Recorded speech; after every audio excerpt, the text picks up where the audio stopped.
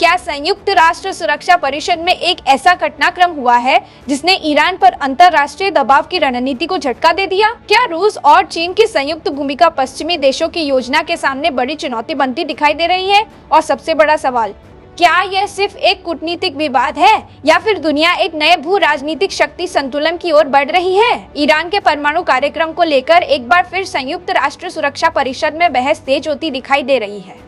हालिया घटनाक्रम में रूस और चीन ने पश्चिमी देशों की उस पहल पर गंभीर आपत्ति जताई जिसमें ईरान के परमाणु मुद्दे पर सुरक्षा परिषद में आगे चर्चा की मांग की गई। हालांकि ये समझना बेहद जरूरी है कि सुरक्षा परिषद की प्रक्रियाएं जटिल होती है और किसी भी प्रस्ताव, बैठक या प्रतिबंध का फैसला अलग अलग कानूनी और प्रक्रियात्मक चरणों से होकर गुजरता है।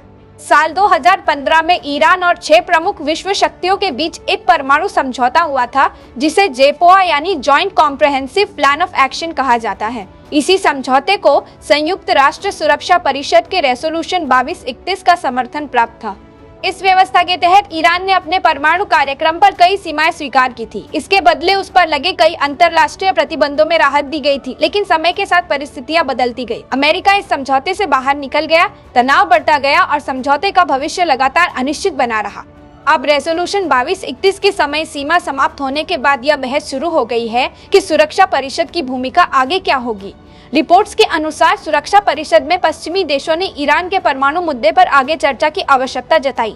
दूसरी ओर रूस और चीन ने यह तर्क दिया कि रेजोल्यूशन 2231 की निर्धारित अवधि समाप्त हो चुकी है, इसलिए इस आधार पर आगे की कार्रवाई को लेकर कानूनी प्रश्न खड़े होते हैं। बताया जा रहा है कि इस मुद्दे पर सुरक्षा परिषद में प्रक्रियात्मक मतदान भी हुआ जिसमें अधिकांश सदस्यों ने बैठक आगे बढ़ाने का समर्थन किया, जबकि रूस और चीन ने विरोध दर्ज कराया और कुछ सदस्य तटस्थ रहे। इससे स्पष्ट है कि परिषद के भीतर इस विषय पर अलग अलग कानूनी और राजनीतिक व्याख्याएं मौजूद है। अब सबसे महत्वपूर्ण सवाल, रूस और चीन इस मुद्दे पर इतनी मजबूती से क्यों खड़े दिखाई दे रहे हैं? विशेषज्ञों का मानना है कि इसके पीछे केवल परमाणु कार्यक्रम का सवाल नहीं है। इसके साथ वैश्विक शक्ति संतुलन, अंतर्राष्ट्रीय कानून की अलग अलग व्याख्या और पश्चिमी देशों तथा रूस चीन के बीच बढ़ती रणनीतिक प्रतिस्पर्धा भी जुड़ी हुई है। दूसरी तरफ यूरोपीय देशों का मानना है कि ईरान के परमाणु कार्यक्रम को लेकर अंतर्राष्ट्रीय निगरानी और चर्चा जारी रहनी चाहिए।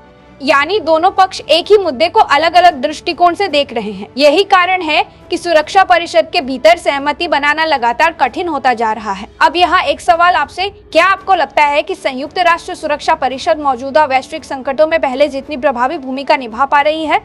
और दूसरा सवाल, क्या रूस, चीन और पश्चिमी देशों के बीच बढ़ती प्रतिस्पर्धा भविष्य में अंतर्राष्ट्रीय संस्थाओं के कामकाज को और जटिल बना सकती है? अपनी राय हमें कमेंट सेक्शन में जरूर बताइए।